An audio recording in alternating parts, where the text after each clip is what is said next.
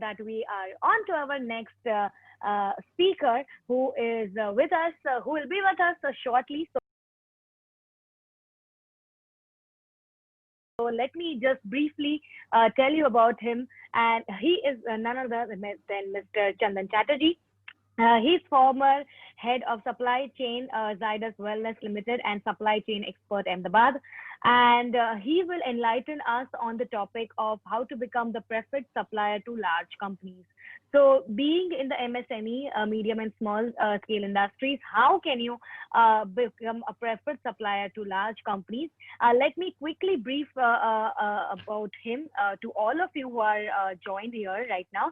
He has got a 27 plus years of experience, of rich experience of supply chain management, manufacturing and cost excellence in pharma and FMCG industries. He has worked with companies like Zydus, Torrent, Cadila, Dolphin, Dabur, and Franco India. He is excellent management and mentoring skills for teams and for turnaround performances. So obviously, sir, we have heard a lot about you. I have read a lot about you. So now over to you. And how can you just enlighten us in this webinar? आप कैसे हमें यहाँ पे थोड़ा spotlight कर सकते हैं on the becoming a preferred supplier to large companies? Thank you for the wonderful introduction. I'm humbled. Thank you, sir. I really feel enlightened and proud to be invited as a speaker today. It's a very august gathering today and a very need of the hour, I would say, when India is embarking on a journey, especially post-COVID, thinking of having a turnaround situation performance. And who better than the MSME sector, as Chandrakant had already emphasized that it is one of the largest sector giving us the GDP numbers and the employment over here. So thank you very much, the organizers, especially Chandrakant, who has facilitated and stitched together the entire thing. So I hail from an industry comprising of the healthcare, pharmaceuticals, and FMCG. Am I audible clearly to everybody? Yes, sir, but you can be a little more on the volume side, if you can. Yeah. So my background, I come from an industry comprising of the healthcare and pharmaceuticals and FMCGs. So I will actually talk through a presentation which I have prepared and I'll start sharing. And as we talk through the slides, maybe you will be finding my presentation a bit more on the pharmaceuticals and the healthcare and the FMCG. But what I believe and do know is that these are more or less most generic in terms of any industry. Feel free to ask back anything if you ask specific.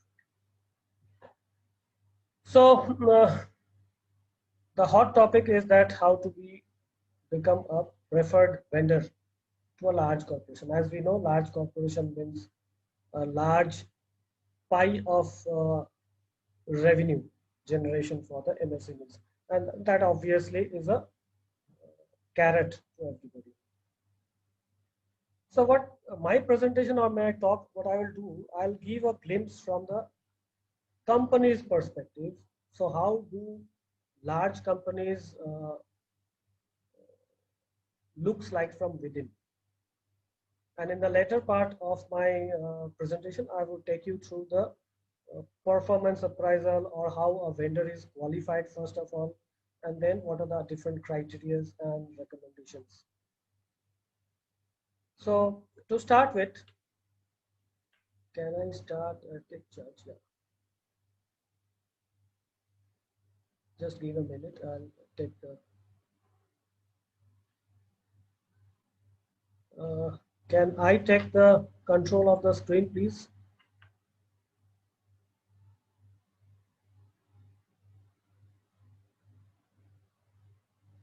Hello.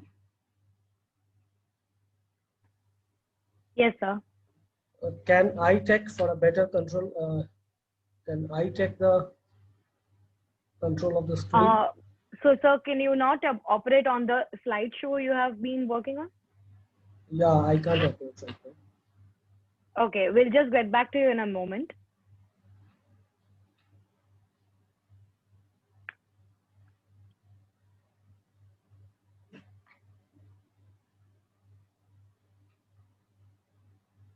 If it takes time, I'll get going. Don't feel free. So now I guess you can. Can you just please try? No, no, it's still Okay. better. Okay.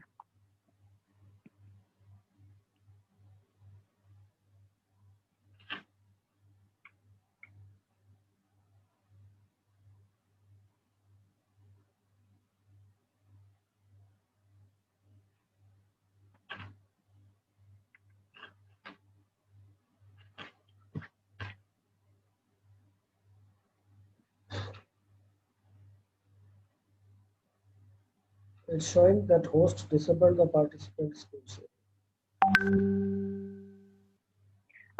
Sir, now I guess can you just move back to the screen and then again just start the slideshow?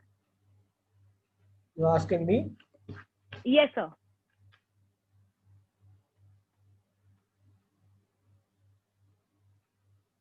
Yeah, I think it's now. Yeah. Thank you. Is it in your control now? Yeah. Thank you so much. Thank you so much. So to start with, this is how a large company, unlike the small and medium scale organizations, the large companies, the established companies do have a very fragmented piece of working. So each and every department has their own identity and responsibilities and accountability. You might be aware, so at the cost of repetition, I'm just taking, so typically in all large organizations, you'll find a sales department, a very dominant and prominent sales organizations, helped by a marketing who helps the sales department to strategize and gives the marketing tools to help sell a product. And obviously a legal and compliance department, HR and administration department. And very importantly, the finance department, finance and accounts. So all these on the left hand side, these are usually the central or the corporate functions, I would say. On the right hand side, you find quality, manufacturing and regulatory. These are typically the operations or the back end which produces the product or the services whichever the company is engaged in. Now, over a period of time, there has been an evolution of a department which is called supply chain, SCM, which is sweetly called supply chain management. So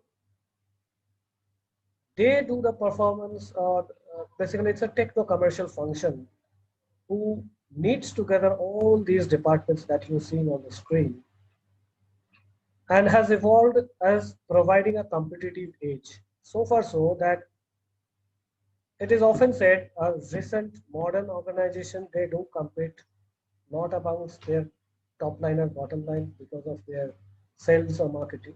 It is their supply chain efficiency which makes them differentiate with each other. And I will not get back going.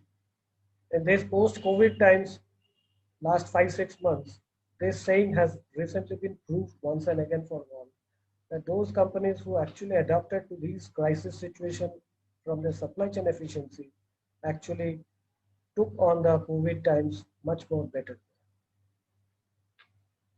So in short and simple, so supply chain is a department which will comprise of typically a planning function. A planning is itself a very vast domain where there's a demand function and a supply planning function. So demand planning function is those which are more market oriented, customer oriented. Typically, they will be doing the forecasting, demand sensing, whatever is related to the market and customer. And supply planning is the function of the planning which will do the operations planning. So it is inward internal stakeholder facing. One of the key component of their job profile is the production schedule, especially in a very typical multi-product, multi-site production organization. This supply planning function is a very complex one. Now coming to the other leg of the supply chain is the logistics, which comprises of the distribution, physical distribution of transporting goods from one point to another, from factory to warehouses, warehouses to the point of sale. It also involves managing the involved warehouses at different points. And last but not the least, the billing, the invoicing, the point where the orders that comes from customers are converted back into invoices and transported back or delivered to the footsteps of the customers. So this is a logistic function, I would say. And very importantly, especially for today's topic, there's a vertical called procurement, who takes care of the entire materials, whether it's an input material called raw material, packing material, machines, but also the finished goods.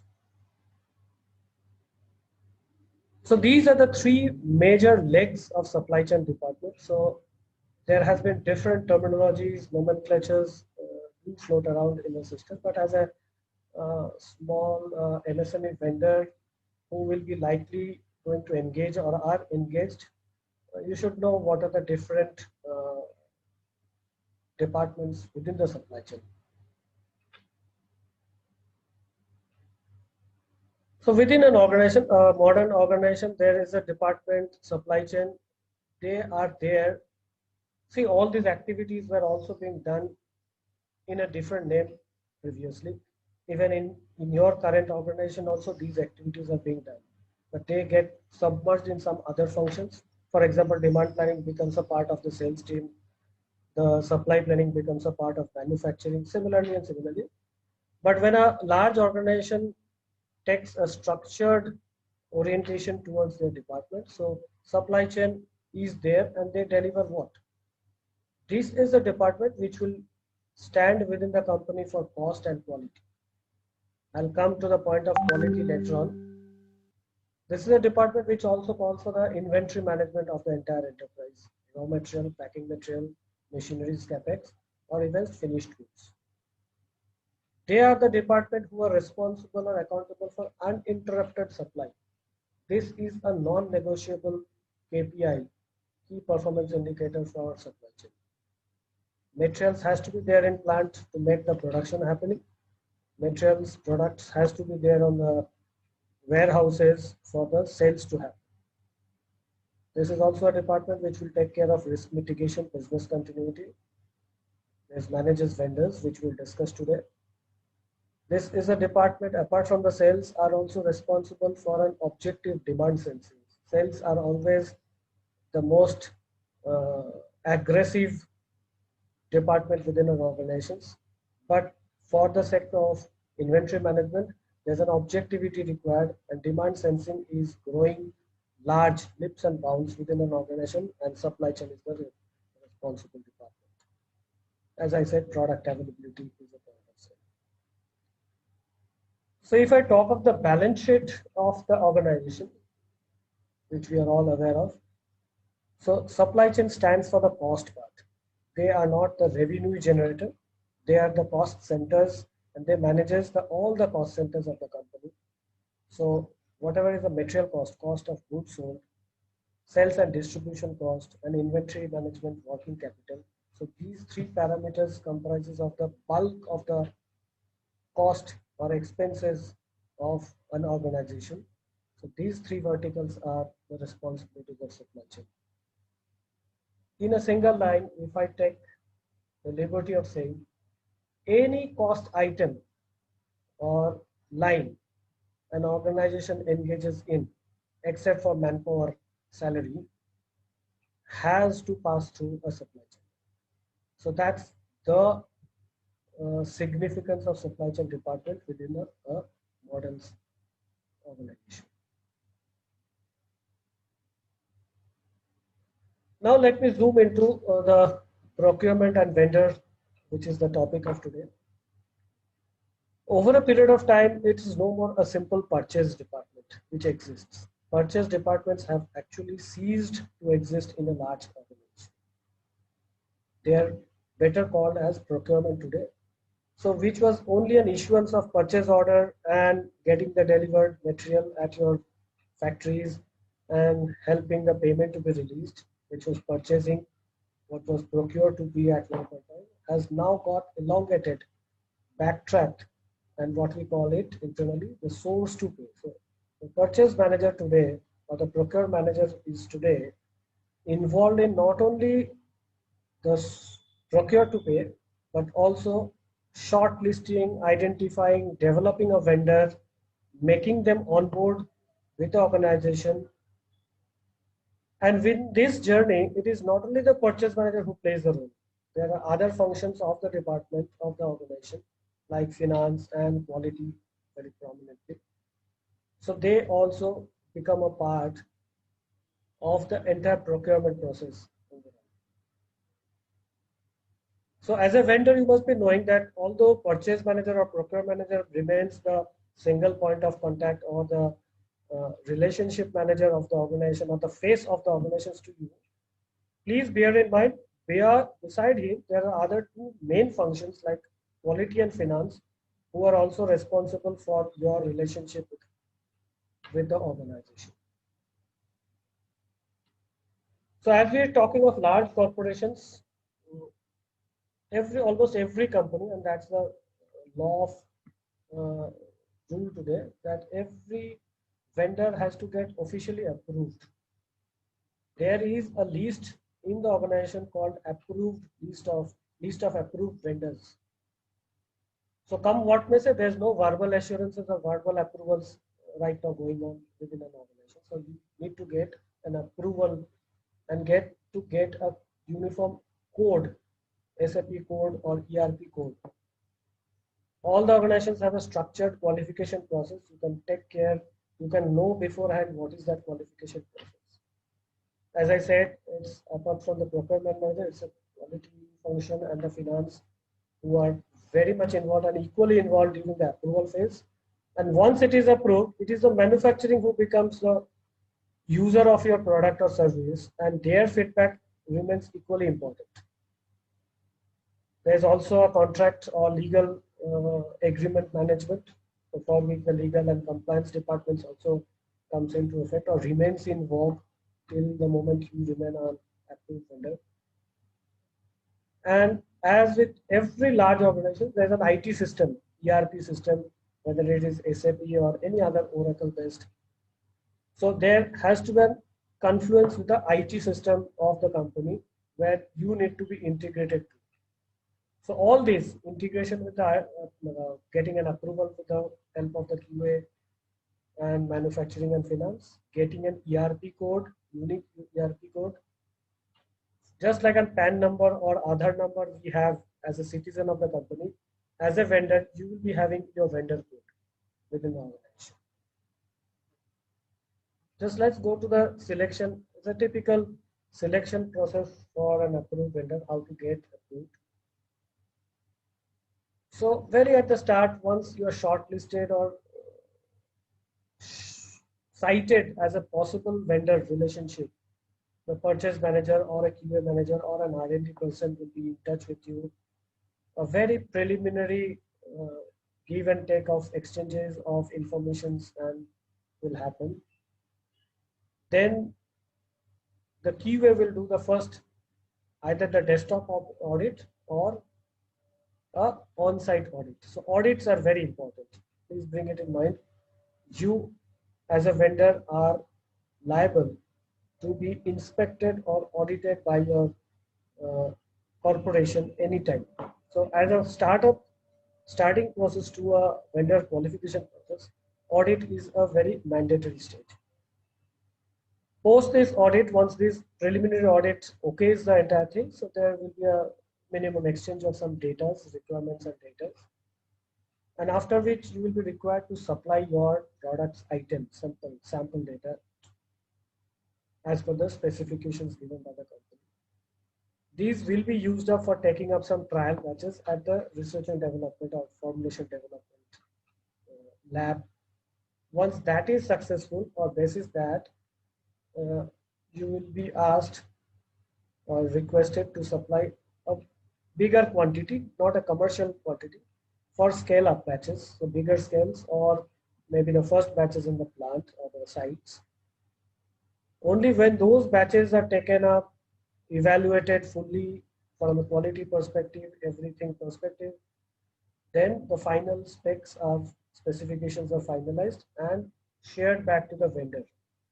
So the vendor, these are the iteration process. So there will be a sample giving, samples will be used up to make a batch. This is the batch result. The samples might be asked to be modified accordingly. And once all these things happen, trial and error, the final specifications are frozen. And then comes the purchase manager once again back to you, sitting on the negotiating table, finalizing all the commercial details, price, MOQ, lead time, everything. In parallel, the purchase manager will help you your code being created in the system of that company, and you will be given a code. So it is no more XYZ uh, company, but a code that will be nominating or indicating. So this is a more or less, and this system is followed across the industries, whatever be the product. Now this slide is a very important, and I would like your special attention to go through it. As a vendor, it is very important to know the product or service that you are offering to the corporation, where does it lies with respect to the company in terms of its importance. So just take a minute to look at this matrix. On the x-axis is the supply risk, or it simply means how many different capable vendors are existing about that product. If it is low means there are only few, one or very few. If it is high means apart from you, there are other vendors also who are equally capable of delivering the same product, maybe at different costs. But as far as price is not concerned, supply is not a concern. Now comes to the y-axis. How important is this product to the company's business? Not all products are equally important to a company's business. So if it's of low importance, and importance can be of profit factor, revenue factor, there are different characteristics by which an importance is defined at that different point of time. So if it's a low important and if it's a low supply risk, that means there are, apart from you, there are too many numbers of similar vendors who are offering the same product, and the product as such is not very high significance in terms of profit or sales revenue. The company usually takes a different strategy how to manage this, and nevertheless the cost is the only criteria for negotiating a deal. But for a product which is low important but only a few capable suppliers are there, then the company takes a different strategy. Cost continues to be the important factor, but it is not only cost. The purchase manager will come, sit with you, will try to have a long-term contracts or a rate contract or volume contract, something like it, so that his responsibility of ensuring the delivery of the product remains ensured. Similarly, if the product is low risk, low supply risk means only a very capable number of suppliers are there, but is of very high importance, you will find a senior person in purchase talking to you. It's not the junior most person of the purchase talking to you anymore. It's somewhat senior or department head level of purchase manager talking to you. Because please understand the side. Your product is supplied by not only you, but other vendors also. But this product, if it is not supplied, might make the plant stop or sales go down or product profits go down. It's a high important product. So the responsibility of managing this type of products usually lies higher up in the hierarchy in the procurement department. And there also you will find the language or the linguistics that will be used with you is of partnership or uh, having a better relationship, a long-time agreement sort of things. Now talk of the fourth quadrant, the extreme right topmost. There are only few capable suppliers and the item is very important. You will always find it is the HOD speaking to you. In certain cases, it can even the one of the top management guys also talking to you and keeping relations.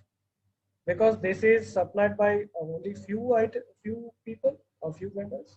At the same time, it's a very high risk item in terms of highly significant item for terms of business. Why I'm presenting this slide to you is that this is the same slide which is being used to the purchase managers. How they segment their products, spend basis, and make their strategy to make the products available at the cheapest cost or the right quality at the right cost. If you are also aware of your product identity in this matrix, it is better that you will be able to help negotiate better from your end and also keep a long-term relationship and relate better with the organizations in a much more fruitful way. If you are in a low area, your product is a low area, and if you keep high cost becomes your barrier, then you can be very sure that you will not be getting a deal. Therefore, your prerogative internally will be how to improve your cost and offer the product at a lower cost. Because if you don't do it, somebody else will do it. In the other two quarters, it is more important how you manage the relationship as partners or co-developers or collaborations.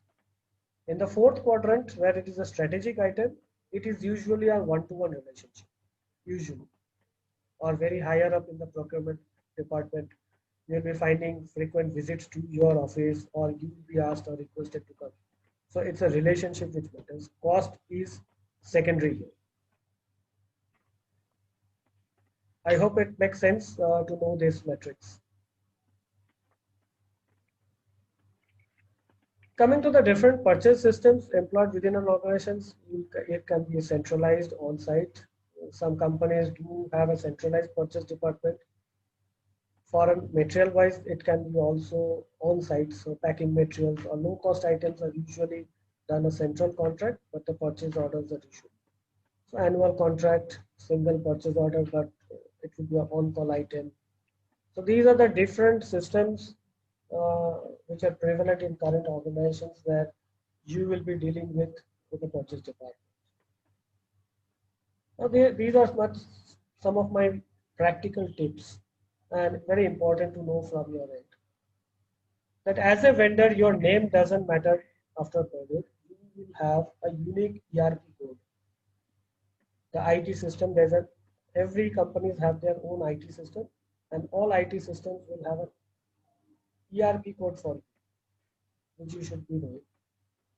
All purchased order issued to you must have, it's a legal requirement, have the code of your company and the code of the quantity item and the delivery terms clearly written on the purchase orders. The purchase order contract should mention the description of the specs which are legally binding for both you and the principal company. When you make deliveries to the organization company, the bill has to mention the specific purchase order reference number. This is a very important practical thing.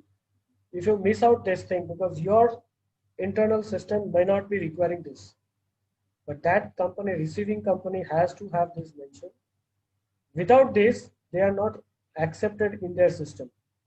It can be physically received, but the system will not receive. Now the game complexity is that the payment of these against these deliveries are taken care by the finance department, who does not come under the procurement department. So they will do only when there is a correct entry of the PO reference number and the good receipt notes. So if you miss out something on these, your payments will only get delayed, and the purchase manager will feel helpless to get your payment cleared in time. Even if finance does this, the audit systems are so stringent and rigorous in these public listed and large organizations. So what I'm trying to say is that these are non-negotiable steps, and you as a vendor should be very much sure and oblivious of these facts. Don't deliver anything on verbal assurances. In the heat of the moment, in the relationship business, these things do happen. But my honest submission and request and directive is that please do not do all these things, because these creates problems later on. Payments do get delayed, or audit compliances do take its pain points. Now, how does a company appraise a vendor's performance within organization? So there are different parameters, different weightages are given to all these parameters. The most general parameters are these. As a vendor, how reliable you are. And when I say reliable, means whether you deliver goods as per the required asked time or not. Quality of supplies, that's important, whether there's a failure or rejection of your supplies. The third important thing is that how, as a vendor, you are able to adapt to demand changes. We are today in a dynamic world. Demand keeps on changing drastically, and there's a working capital pressure from everybody. So people and organizations do take care, and that's basically a key performance parameter of a supply chain, adaptive supply chain, that how do they address demand changes more accurately. If they are absorbing a demand change, it is most likely to fall back on you also as a vendor. As a responsible and partnership vendor, it's going back to you, and you as a vendor also will have to require to adapt to this. Documentation support, as I said, always has to be given, and how a vendor supports an organization with respect to the documentation is also an important parameter how a vendor is priced. In terms of prices or development, how do you collaborate or improve the cost and productivity along with the product is also these are intangible ways of managing the performances of a vendor. Another important thing that is very strategically looked upon is, apart from your current capacities and capabilities, the organizations also evaluate how much you are scalable. If the business grows, if the demand for this item grows, whether you as a vendor will be able to scale up. So scalability is also an important consideration while a vendor is priced. Small but not very ignorable is the logistical support that you provide, whether you can deliver the product ex factory or do delivery, something like it. And another thing, as an ongoing process, the QA department always keeps on auditing your site. If you are a very important, crucial, significant vendor, you will find there will be an audit schedule given to you always. And how much you perform or score in that audit scores is also an important parameter based on which your overall score. See, all organizations have a score against each vendor.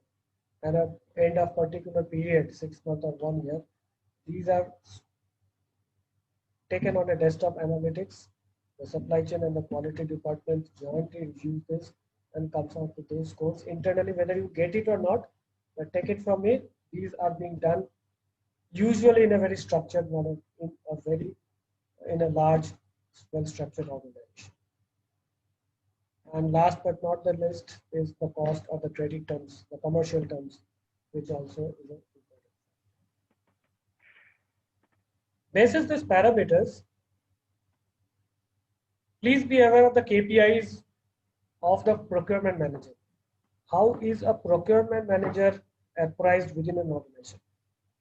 A procurement manager is your relationship manager for the organization. I want you to know how a procurement manager is viewed within the organization, or how is he reviewed. If you know his reviewal parameters, you will be managing your internal KPIs accordingly. What if the most important KPI of a purchase manager is with respect to the vendor, whether you are delivering on time and in full. Whatever has been indented, and indented as per a required delivery time, whether you are doing and hitting the target 100%. Similarly, right delivery, whether you are delivering on time and full, but whether they are correct. So all organizations will have their own quality control systems. So your product should get passed or inspected and then not rejected. So that's what I call right delivery. Whether you deliver the goods along with all the necessary documents. Nobody wants खिच during the receipt of a product that somebody picks up the phone, आपका COA नहीं आया है, आपका वो way bill नहीं आया है. These are all irritants to the system, and for a ground level worker, once you receive the stock in the warehouse, it's a headache, real pain. Often ignored, but it is one of the most irritant and decides the goodwill or badwill of the company or the vendor. Cost of procurement continues to be uh, the most important parameter always. So in case if you I'm really very overwhelmed with the things you are comparing here with the small scale and the medium industries to the large scale. और मुझे लग रहा है कि बहुत सारे लोगों हमें बहुत सारे मैसेजेस भी आ रहे हैं इनफैक्ट कि बहुत सारा अच्छा जो कंपैरिजन आपने दिया है यहाँ पे. So that has really been helpful to us and all the people who are right now watching us.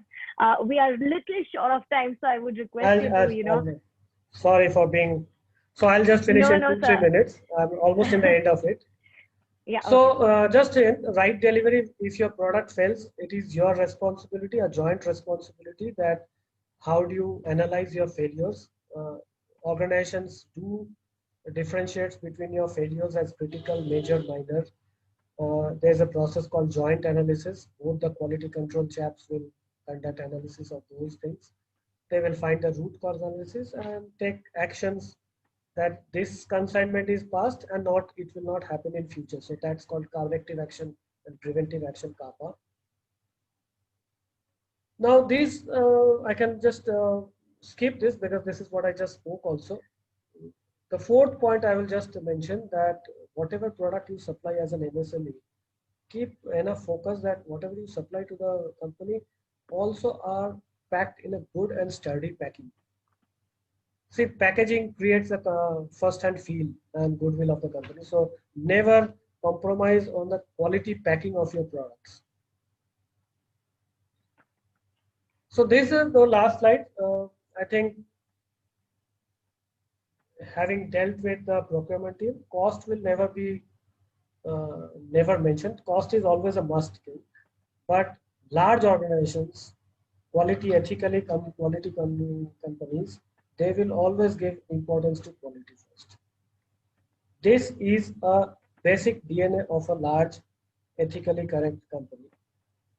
If that is so, you internally will also have to develop in order to become, or in your journey towards become a preferred supplier, you will also have to become a quality management orientation, and you should have a structured policy within your organization about quality. You should provide and have documentations and regulatory supports wherever it is required.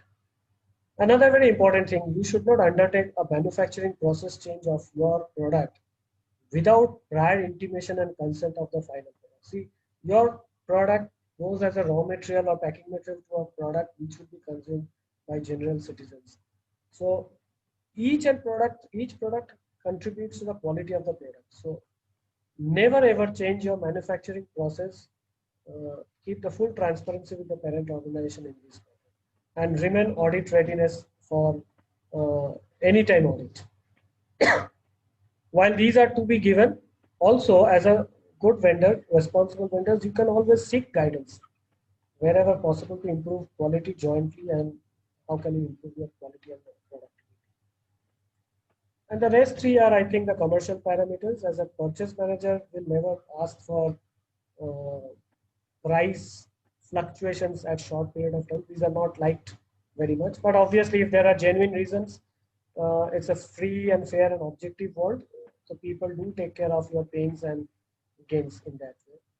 But in general, try to keep your prices fixed for a fixed period or fixed quantity sort of things. delivery failures are no. Delivery failures is reliability index. So never ever compromise on those. So those are the commercial things, and the above things are the quality and tangible ways. I think to be a very responsible, good vendor, preferred vendor, if I say, you need to maintain these policies as a DNA within themselves. So until and unless this gets percolated down in your work profile, in your manufacturing scale, then it becomes easier. The moment you do it, then it becomes easier to maintain a relationship. And I don't think there will be a delay in becoming a preferred vendor to organization. With that, I will just complete my dialogue and will be happy to take any questions. Mr. Chandan sir, I am really glad that you were able to, just give so many good opportunities to put it in the supply chain of the big vendors. And this is the opportunity given to the small vendors who are really willing to go and explore in the big industry, which is exploring right now. In fact बहुत सारे in fact सवाल हैं और आपका जो ये presentation है वो भी काफी लोगों को यहाँ पे इम्प्रेस कर रहा है. तो मुझे बहुत ही अच्छा लग रहा है कि आज आपने इतनी सारी डिटेल इंफॉर्मेशन हमें प्रोवाइड की है. Going from a short vendor, how can you be a short vendor and how can you just penetrate in the big markets which are really emerging now and which can be a very profitable situation for the small vendors. I'm really glad, sir, that you joined in. Here we are. Here we are taking a short commercial break. We need some break for tea, coffee. Sir, आप मुझे sure, I'm very sure कि आपने इतना अच्छा presentation देखी है. मुझे लगता है आपको एक चाय की चुस्की की जरूरत है. And I'm sure all the other people who are watching us, who are viewing us right now, have a desperate need of that chusky of chai. So just get back in 2 minutes. We have got this commercial break and we'll be right back. Thank you. Sapna Industries, manufacturers of adhesive tapes and specialty tapes. हम बनाते हैं BOPP self adhesive tapes.